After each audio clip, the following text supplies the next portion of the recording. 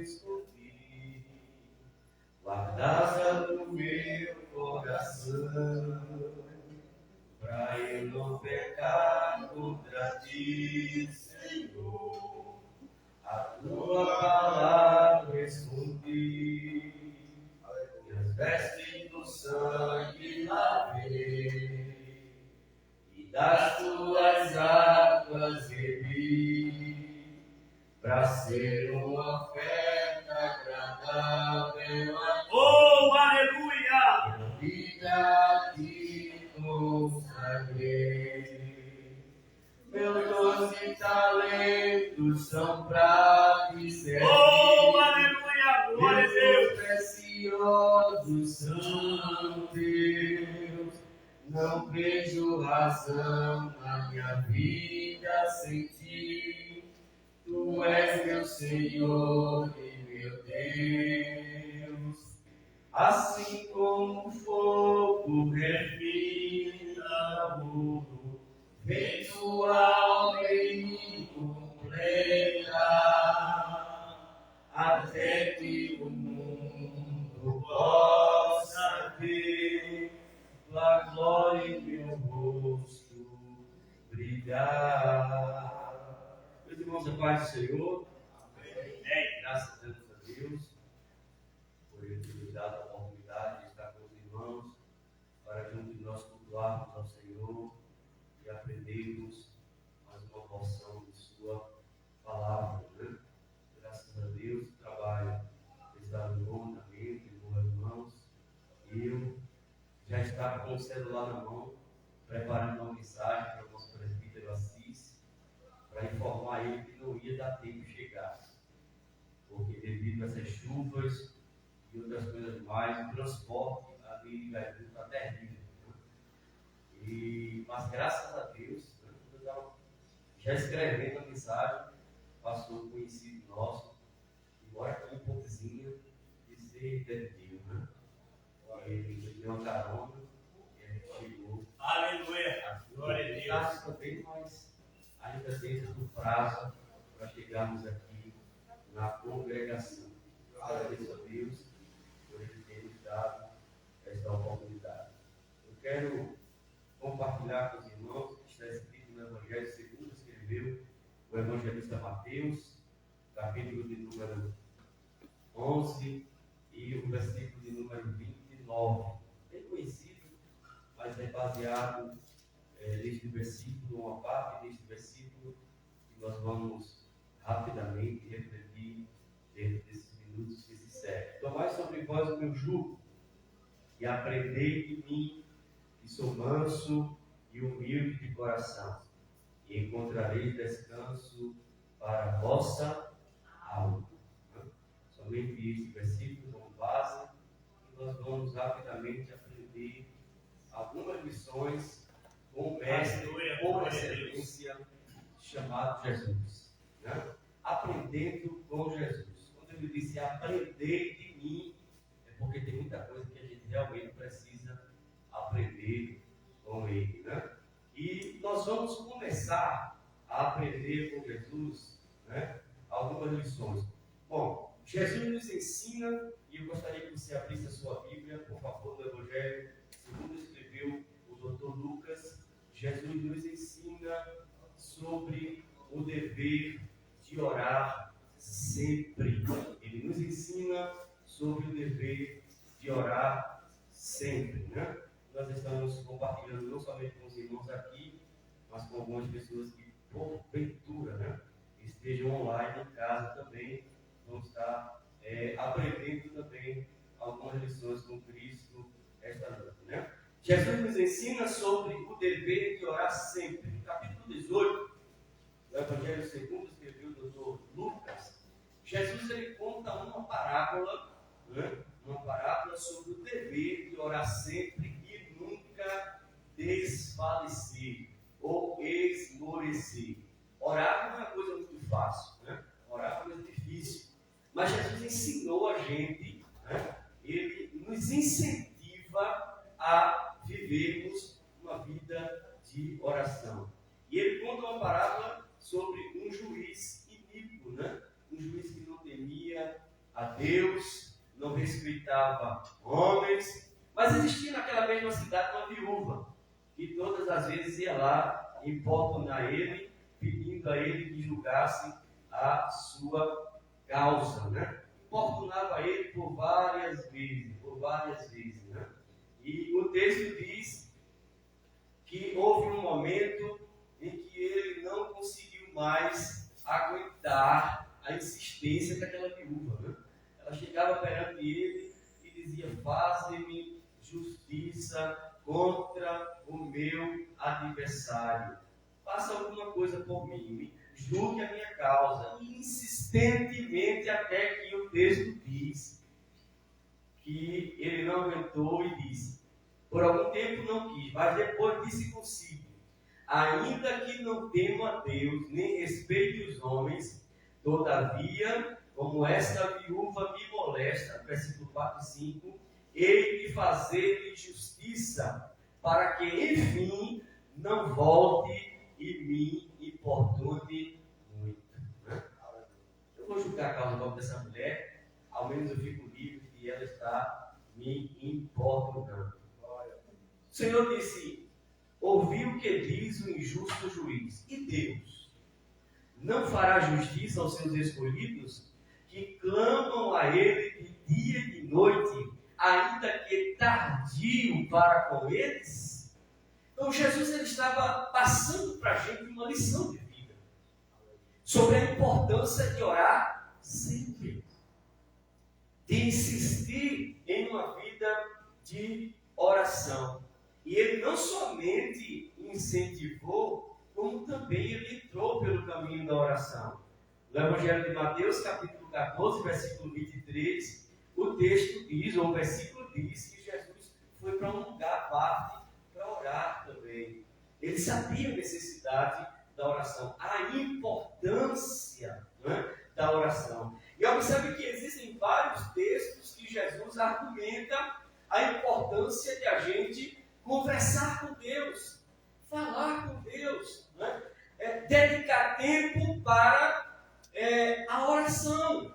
Capítulo de número 7 do Evangelho de Mateus, versículo 7 ao versículo 11, os irmãos vão ver também Jesus novamente aqui no texto, mais uma vez incentivando os homens, mulheres, a dedicarem a sua vida à oração. E ele já faz um incentivo aqui neste capítulo 7 com promessa, né? Aqueles que entram no caminho da oração, que aceitam no coração o desejo de orar, eles já entram no caminho da oração com uma promessa da parte de Deus. Olha lá, capítulo 7, versículo 7. Pedi e dá-se-vos-á, buscai e encontrareis, batei e abre-se-vos-á. Porque aquele que pede, recebe, e o que busca, encontra, e ao que bate, se abre. Então, quem entra pelo caminho da oração, não é? Com o incentivo de Jesus, já entra na oração com a promessa da parte de Deus de resposta, né? Jesus já deixa claro que quem entrar pelo caminho da oração vai ter sucesso, né? Vai ter resposta. Né? E um dos maiores exemplos que nós citamos há pouco tempo foi o daquela mulher viúva, né?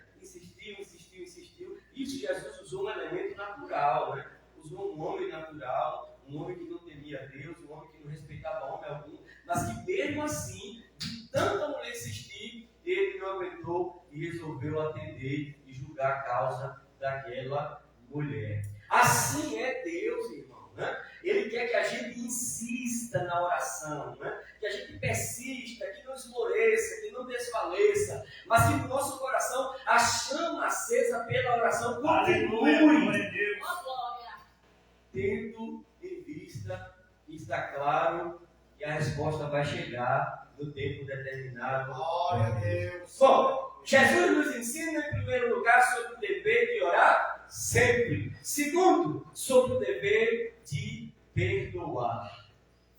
Bom, se você puder, abra sua Bíblia comigo, no Evangelho segundo escreveu o Dr. Lucas, Lucas capítulo de número 17 e o versículo de número 3, versículo de número 4. Veja o que diz: olhai por vós mesmos, E se teu irmão pecar contra ti, repreende-o. Se ele se arrepender, perdoa. E se pecar contra ti 7 vezes no dia, e 7 vezes no dia vier ter contigo dizendo, arrependo-me, perdoa. Jesus estava ensinando sobre o dever de perdoar. Não é um favor, não é se puder. Se você puder perdoar o seu irmão, né? Se der para você perdoar, se houver uma possibilidade de você perdoar, né? Se estiver dentro das suas condições, né? Você puder fazer esse favor de perdoar. Não! Jesus deixou claro que é um dever. Nós temos o dever de perdoar o nosso irmão. Mateus capítulo de número, bendito seja Deus, 18, versículo 23. Olha lá. Mateus capítulo 18, versículo de número 23 por diante. Ô irmãos, esse texto aqui é uma grande lição. Capítulo de número 18, versículo de número 23 por diante. Uma lição tremenda de vida. Parábola do credor. Jesus, ele agora, em uma parábola, observe que nos versículos anteriores, ele disse: se o teu irmão pecar, mas se arrepender 7 vezes, perdoa. Aí agora numa parábola Jesus conta uma história muito interessante. Que um certo credor resolveu ajustar conta com seus servos. E o texto diz que havia um servo lá que devia a ele, aleluia, bendito seja Deus, 10.000 talentos. Olha, irmãos, 10.000 talentos. Talento, ou um talento, correspondia aproximadamente, segundo o que nós pesquisamos, 350 toneladas, se for de prata. E correspondia a 120 milhões de dólares. No caso aqui não é um talento, não. Eu quero retificar minhas palavras. Os 10.000. Os 10.000 talentos correspondiam a 350 toneladas, se for de prata, que correspondia hoje a 120 milhões de dólares. 10.000 talentos que ele estava devendo. Se fosse de ouro, correspondia a 8 bilhões e meio. É muito dinheiro. Por isso o texto diz que ele tinha uma dívida impagável. Ele não tinha mais condição. Ele perdeu o controle. Não tinha mais como pagar.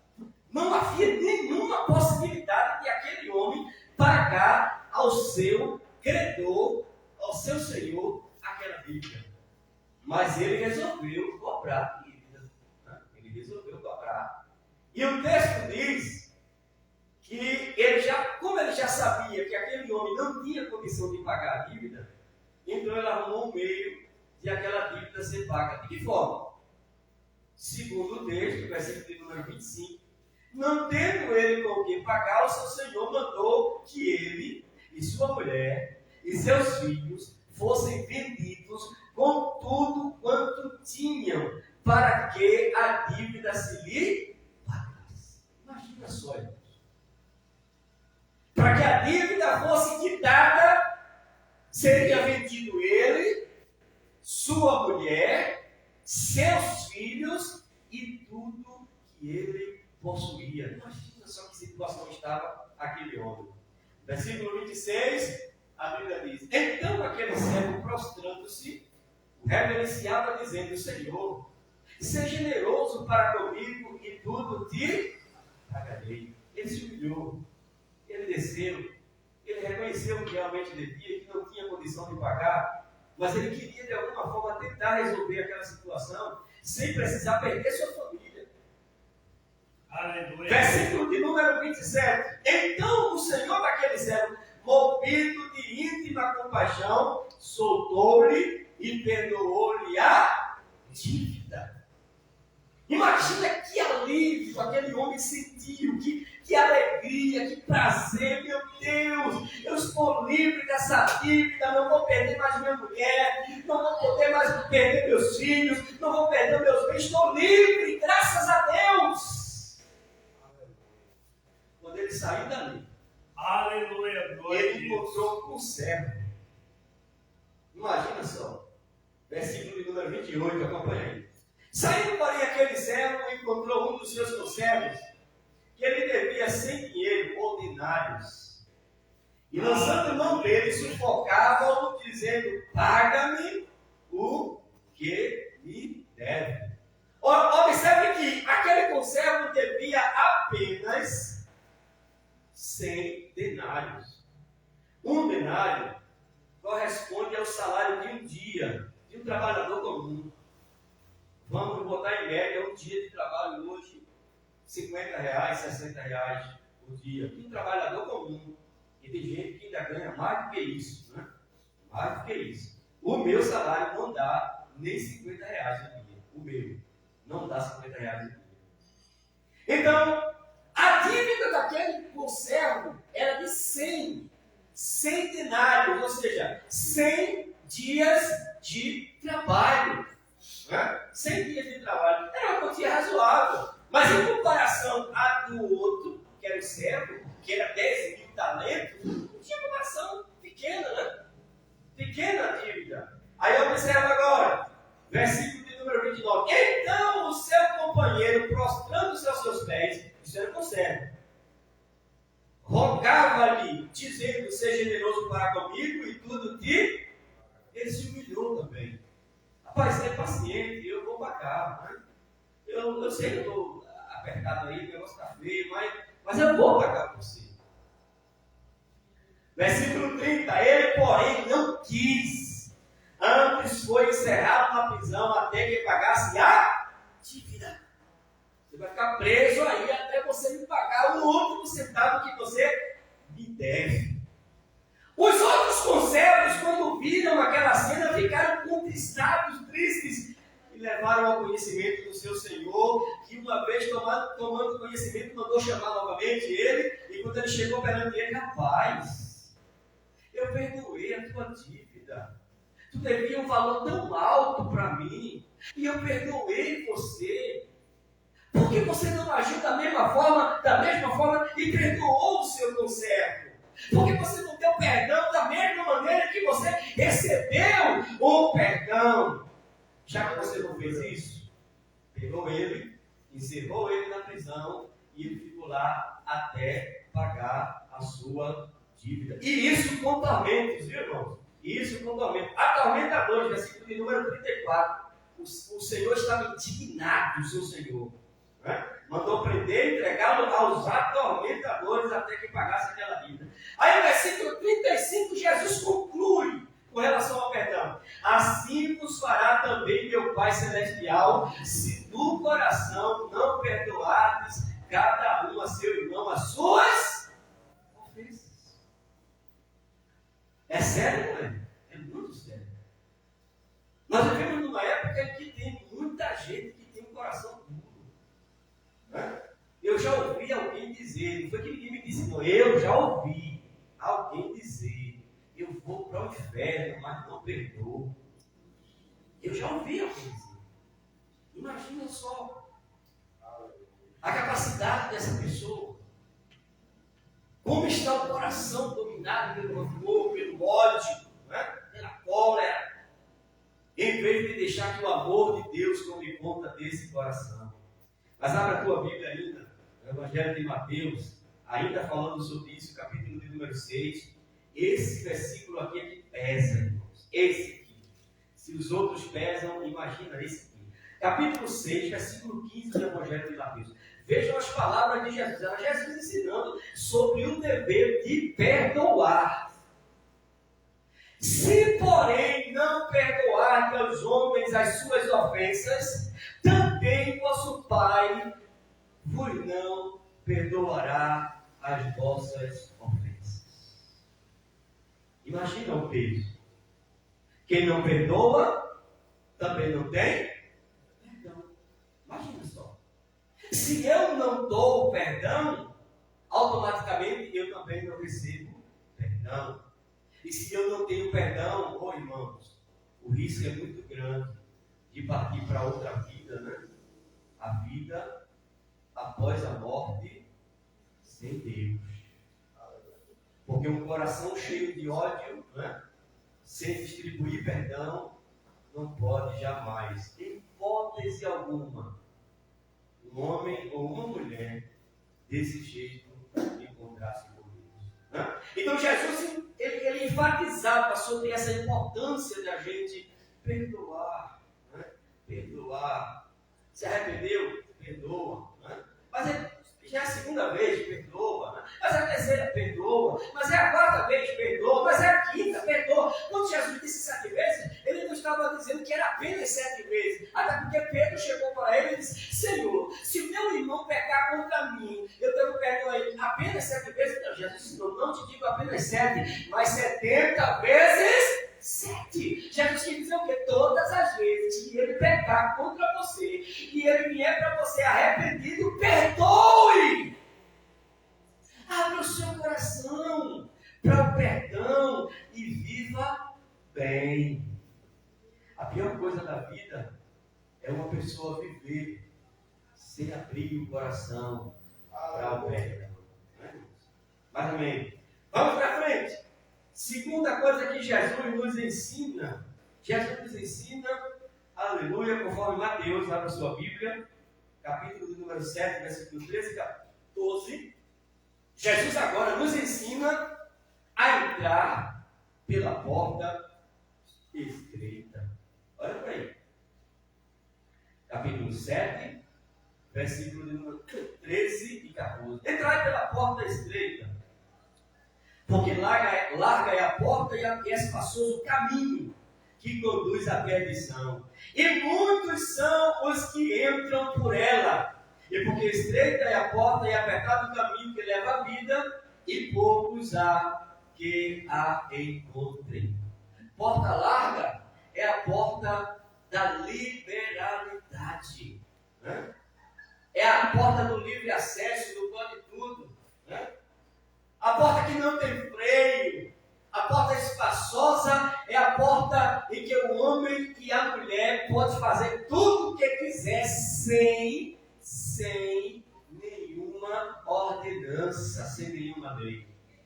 Caminho espaçoso, folgado para muita gente, mas seu final, segundo as Escrituras, é caminho de morte, de perdição. Por isso Jesus disse: entre pela porta estreita. A porta estreita vai ficar complicada, porque quando se fala de estreita é porque a coisa é difícil, mas você entrando pelo caminho estreito, seguindo as regras, seguindo as leis, tentando melhorar, tentando acertar, tentando fazer as coisas direito, do jeito que Deus quer, do jeito que Deus gosta, do jeito que Deus se agrada, você vai ficar bem, né? E o final é vida eterna. Quem entendeu isso, diga amém. Amém. Quarta lição que Jesus nos ensina, Mateus ainda, capítulo 16, acompanhe aí na sua Bíblia, Mateus capítulo número 16, a quarta lição que o Senhor, o Mestre Jesus, ele nos ensina nesta vida para a gente viver bem, capítulo 16, versículo de número 24, pense numa outra coisa difícil de fazer. Capítulo 16, versículo 24. Então disse Jesus aos seus discípulos: se alguém quiser vir após mim, renuncie-se a si mesmo, tome sobre si a sua cruz e siga-me. Ele não obrigou ninguém a seguir, não obrigou? Não. E se alguém quiser vir após mim, se você quiser, então você precisa fazer 2 coisas. Primeiro, renunciar a si mesmo. Dependendo da tradução, negar a si mesmo. Pensa numa coisa difícil. É muito fácil dizer a Leandro: olha, não dá não. Dá não, Leandro. Não dá. Dizer a Paulo: olha, dá não, para te atender não. É muito fácil você negar os outros. Mas você negar você mesmo é muito difícil. Né? Quando Jesus falava de renúncia, Jesus estava falando de deixar de lado, travar aquele desejo que nos impulsiona a pecar contra Deus. E quando Jesus estava falando de desejo de pecar contra Deus, ele não estava falando só do adultério, da prostituição, não. Jesus estava falando a todo tipo de comportamento que leve o homem ou a mulher a desagradar a Deus. E isso implica não apenas na prostituição, como também na violência. Oi, irmãos, está brincando aí? Tem muita gente violenta, né? Tem muita gente violenta, né? Que às vezes, eu já ouvi também, foi o que ninguém me disse, não. Eu já ouvi alguém dizer, eu sou crente, mas o meu braço não, né? Então se converteu pela metade, né? O corpo, mas o braço não se converteu ainda não, né? Ainda falta ser crente, aceitar Jesus. Né? E você vê no dia a dia esse exemplo. Pessoas que muitas das vezes partem para cima mesmo, que tomam as dores, que muitas das vezes, permita a minha expressão, não briga, às vezes, fisicamente, né? Não briga fisicamente, mas briga com palavras. Né? Briga com palavras agressivas. Palavras muitas vezes que são torpes. Mulheres que muitas vezes, na linguagem popular, rodam a baiana. Homens que muitas das vezes, né, perdem o controle das palavras e que muitas das vezes, quando alguém olha para ele falando, meu Deus, será que esse homem é crente mesmo? Para proferir essas palavras tão difíceis, absurdas, obscenas. O que é isso? Falta de controle, de renúncia. Uma vez eu disse para uma pessoa, uma irmã, de ciclo de oração. Eu disse para essa irmã de ciclo de oração da minha família, não foi de fora não, foi da minha família. Começo a corrigir lá em casa logo, né? Uma irmã de ciclo de oração da minha família, ela estava conversando com alguém e de repente ela perdeu o controle, se aborreceu, né, com alguém, perdeu o controle, estava do lado dela e, meu Deus do céu, a irmã começou a dizer palavrões que eu olhei para ela assim, né? Mais de 30 anos de crente, servindo a Deus, e eu disse, Jesus amado, mulher, tu é crente? Tu é crente? Tu serve a Deus. A tua boca tem que ser consagrada para Deus.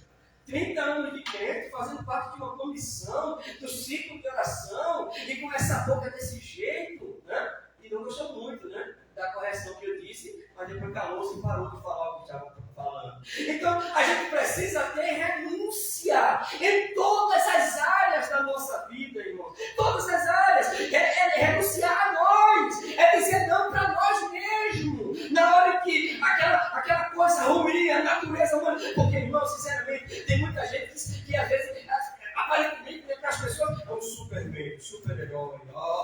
Né? Eu não erro, eu não falho, eu não pego, eu sou alguém, e às vezes paulada em cima de A, paulada em cima de B, paulada em cima de todo mundo, né? E aparentemente ele dá tanta paulada que parece que ele não erra, que parece que ele não comete nenhuma falha, que é o perfeitão, né? Aleluia. Mulheres que agem às vezes da mesma forma, nós somos falhos. Nós somos limitados, por isso Jesus ensinou a nós a renunciar a nós mesmos, porque às vezes dá vontade de tomar, aleluia, alguma iniciativa de tomar, muitas vezes as dores e agir com a nossa própria vontade, mas a palavra de Deus está dizendo para a gente, acalma aí esse coração, né? Aleluia. Se está muito agitado, né? Toma um pouquinho de maracujina, né? Aleluia. Se não dá para comprar maracujina, pelo menos um maracujá. Compra lá, né? É baratinho. Toma um suquinho de maracujá, tranquiliza o gelo aí, né? A temperatura, para que você tenha domínio sobre si, não perca o controle e não escandalize o nome do Senhor, né? Bom, dever de renunciar e levar a cruz. Não é só a renúncia que Jesus falou. Ele falou também sobre levar a cruz. E quando Jesus disse levar a cruz, Jesus estava deixando claro, evidente, que a vida cristã não é uma vida fácil, não, irmão. Não. O cantor Marcos Antônio, em uma das suas canções, ele diz, pregadores de rosas, preguem os espinhos também. Porque tem muita gente que só prega rosa. Venha para Jesus, que a sua vida vai melhorar, a sua vida vai mudar, você vai viver uma vida boa, uma vida agradável. E esquece de pregar os espinhos. Jesus não disse isso, não. Jesus disse, quem quiser vir após mim, negue-se a si mesmo, tome a sua cruz e siga-me. Aleluia. Aprenda que o Evangelho não é coisa fácil. posso não. Para viver o verdadeiro evangelho, eu tenho que entender que eu vou sofrer. Eu vou pagar o preço, né? Cruz é símbolo de sofrimento, mas vale a pena pagar o preço, porque nós temos Jesus conosco, que nos traz conforto nos momentos mais difíceis da nossa vida. Mas vamos para frente em nome do Senhor Jesus. Quinto ensinamento, quinta coisa que Jesus nos ensina, ainda no Evangelho de Mateus, capítulo de número 21, versículo 12 ao versículo de número 13. E entrou Jesus no templo de Deus, e expulsou todos os que vendiam e compravam no templo, e derribou as mesas dos cambistas e as cadeiras dos que vendiam pombas. E disse-lhes: está escrito, a minha casa será chamada casa de oração, mas vós a tendes convertido em covil de ladrões. Imagina só como estava a situação da casa de Deus naquela época, né? Cadê os líderes daquela época? Para manter a ordem do templo, para manter as coisas organizadas como Deus quer. Não tinha mais controle. O negócio estava fluindo dentro da igreja, né? Vendendo, comprando e tal. Jesus chegou lá e disse: não, saiu virando tudo. Disse: não, expulsou todo mundo de lá. Está escrito: a minha casa será chamada casa de oração. Então, o que é que Jesus estava ensinando? Jesus estava ensinando a honrar o templo. Tudo que tem aqui foi consagrado ao Senhor, cada cadeira, púlpito, microfone, cada detalhe. Esta casa foi consagrado para honrar o nome do Senhor. E uma vez que alguém não honra o que está aqui dentro desta casa, está desonrando a Deus. Não está respeitando aquilo que foi consagrado ao Senhor. E Jesus estava incentivando aos homens e mulheres daquela época, e nós, na atualidade, a valorizarmos mais este templo, esta casa, que é a casa de Deus, né? A casa de Deus. E como disse o homem de Deus Jacó, a porta dos céus, né? A porta dos céus. Mas vamos para frente. Sexta coisa que Jesus ele nos ensina. Bendito seja Deus. João, abra sua Bíblia agora no Evangelho segundo escreveu o evangelista João, capítulo número 5, são ensinamentos que Jesus ele passa para nós. Quando ele disse: aprender de mim, tem muita coisa que a gente precisa aprender. Eu citei somente algumas aqui, mas tem muito mais que a gente precisa aprender. Mas vamos lá, sexta, capítulo de número 5 do Evangelho segundo escreveu o evangelista João, versículo de número 39. Examinai as Escrituras, porque vós cuidais delas a vida eterna, e são elas que de mim testificam. Jesus estava incentivando, né? Ele estava ensinando, ele estava falando sobre a importância de examinar e praticar as Escrituras. Irmãos, uma vez eu estava falando sobre as Sagradas Escrituras, né? Em nossos cultos de doutrina, e tem pessoas que não valorizam esse livro, que não dão importância para ele, que às vezes só usa ele para vir para a igreja, né? Quando chega em casa, bota lá em cima da estante e pronto, acabou-se. Aí fica lá o tempo todinho. Aí se vai para a igreja, pega de novo e traz para a igreja. Aí usa aqui na igreja se precisar abrir. Se não precisar, aí não abre, fica com o tempo todinho. Quer dizer, não, Jesus não chamou a gente para isso, não. Ele estava incentivando a gente a ter ânsia, a ter desejo, a ter prazer, a sentir vontade de examinar as Escrituras. São elas que alimentam a nossa alma, são elas que fortalecem a nossa vida, são elas que vai nos orientar como nós devemos nos portar diante de Deus e diante dos homens. Ainda com a sua Bíblia aberta, Evangelho segundo escreveu Mateus, capítulo de número 22, Mateus capítulo de número 22, versículo de número 29. Veja o que Jesus disse. Jesus, porém, respondendo, disse-lhes: errais, não conhecendo as Escrituras, nem o poder de Deus. Ou seja, tinha muita gente que estava cometendo erros porque não conhecia as Escrituras. Não estava à base do conhecimento da palavra de Deus e a vontade do Senhor Jesus é que a gente cresça em conhecimento. Pedro disse: antes crescer na graça e no conhecimento de nosso Senhor e Salvador Jesus Cristo. Mas você pensa que Jesus parou por aí? Não. Continue com a sua Bíblia aberta, por favor. Agora com a Bíblia aberta do Evangelho de Mateus, capítulo de número 7. Veja, Jesus estava incentivando sobre a importância de examinar e praticar as Escrituras. Capítulo 7, versículo 24 por diante. Todo aquele, pois, que escuta estas minhas palavras e as pratica, assemelhá-lo-ei ao homem prudente, que edificou a sua casa sobre a rocha, e desceu a chuva, e correram rios, e assopraram ventos, e combateram aquela casa, e não caiu, porque estava edificada sobre a rocha. Versículo 26. E aquele que ouve estas minhas palavras, e não as cumpre, e as não cumpre, compará-lo-ei ao homem insensato, que edificou a sua casa sobre a areia, e desceu a chuva, e correram rios, e assopraram ventos, e combateram aquela casa, e caiu, e foi grande a sua queda.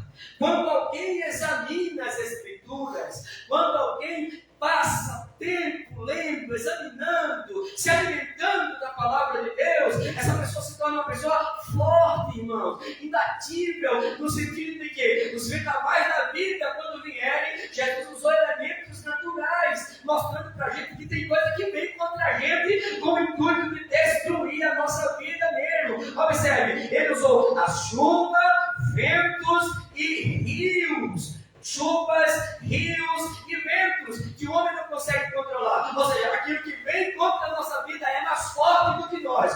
Mas se nós estivermos edificados na palavra, se nós estivermos enraizados na palavra de Deus, se não vai deixar de vir a chuva, não vai deixar. Não vai deixar de correr os rios, não vai deixar. Não vai deixar de assoprar os ventos, não vai deixar. Mas a nossa casa não vai ser, aleluia, destruída. Pelo contrário, a chuva vai passar, os rios vão passar, os ventos vão passar, e a nossa casa vai permanecer no lugar. Porque está edificada sobre a bendito seja Deus para sempre. Em sétimo lugar, sétimo ensinamento que Jesus deixou para nós, João capítulo número 15. Acompanhe comigo, por favor. João capítulo número 15.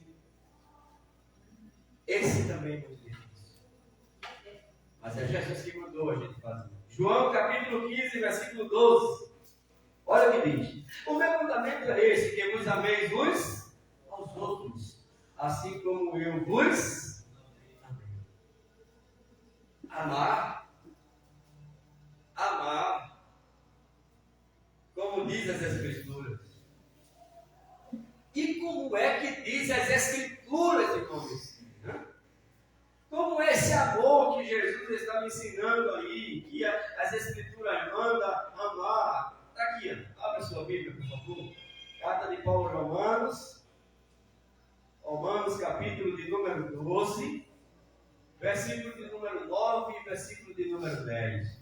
O amor seja não fingido, aborrecei o mal e apegai-vos ao bem. Amai-vos cordialmente uns aos outros com amor fraternal, preferindo-vos em honra uns aos outros. Esse amor que Jesus disse, amai-vos uns aos outros como eu vos amei, é o amor sem hipocrisia, sem fingimento, sem falsidade. Não é aquele amor que muitas vezes ela tapinha nas costas, te amo em Jesus, aquele abraço muitas vezes, mas assim, a mão está assim, mas espiritualmente, se Jesus mostrasse, se Jesus revelasse, às vezes, assim, abraço tanto lá, na frente, maravilha, eu te amo, no amor de Cristo Jesus, por trás, meu Deus, a gente sabe que as pessoas vivem muito, os antigos, eu sou um pouquinho antigo, não sou muito velho, mas também não sou muito novo, e eu me lembro de algumas coisas que os antigos diziam muito, se a sua orelha estiver vermelha demais e ardendo, é porque alguém está lateando você pelas costas. As pessoas não dizem isso, né? A gente sabe que é superstição, isso não é verdade. É superstição. Mas existem muitas pessoas assim. Não é?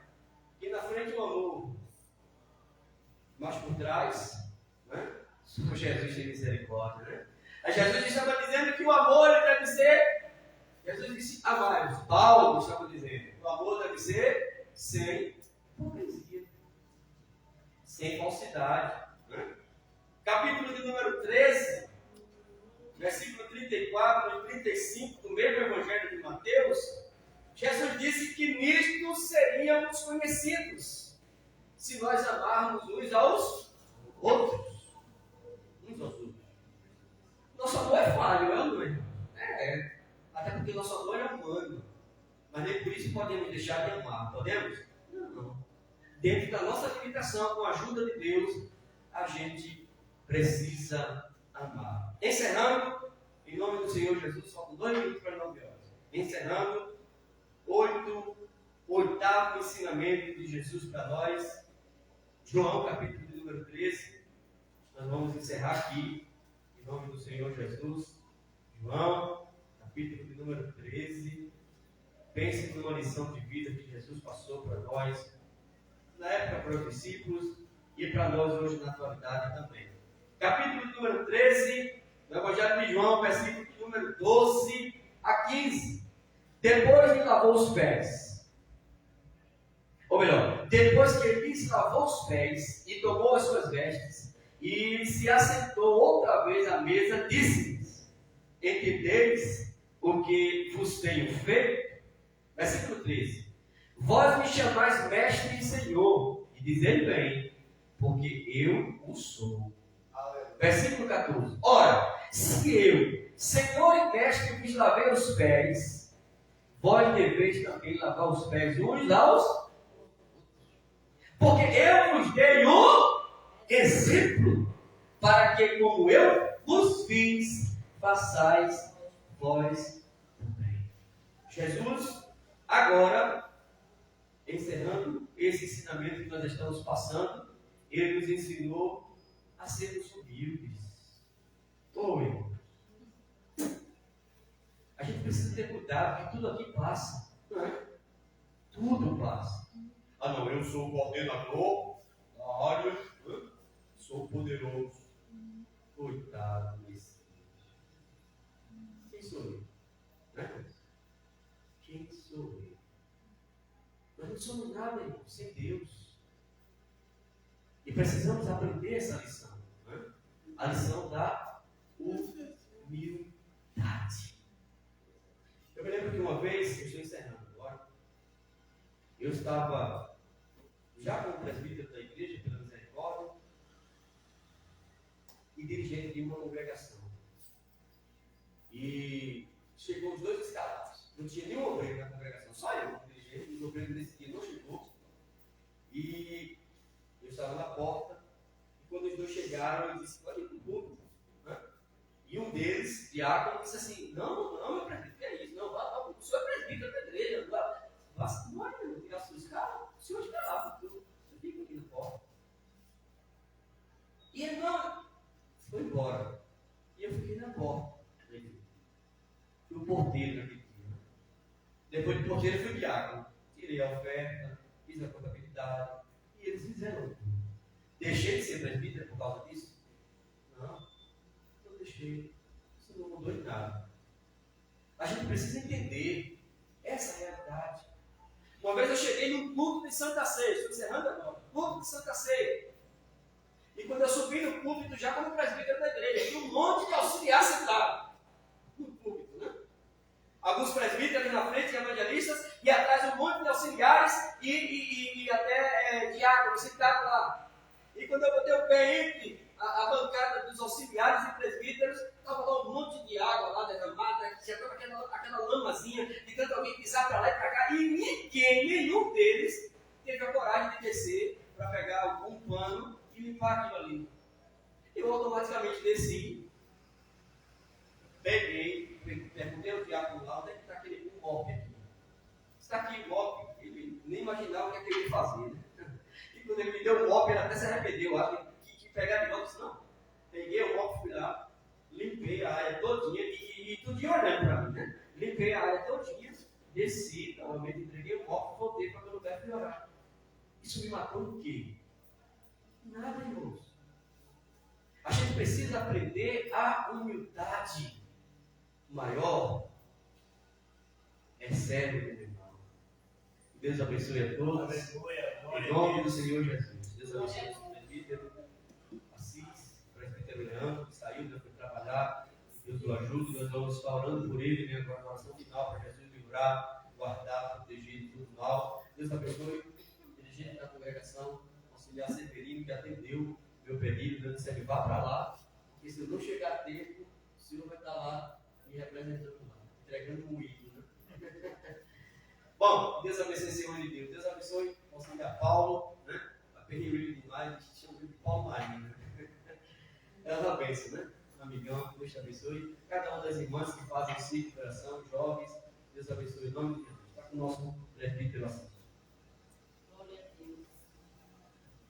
Irmãos, nós temos a palavra, nosso presbítero trouxe, Deus abençoe, continue ajudando ele, o ensinamento da palavra de Deus. Meus irmãos, em grande tempo, nós avisos, amanhã em Pontinho, nesse pré-congresso do Digital, com toda a juventude aqui na área 3, mas não é só um trabalho para a juventude, irmãos, é para toda a igreja, né? Toda a igreja está convidada a estar ali, em Pontinho ali, fazendo parte desse trabalho tão importante da juventude aqui na área 3. Lembro que o ano passado foi uma bênção o trabalho da juventude.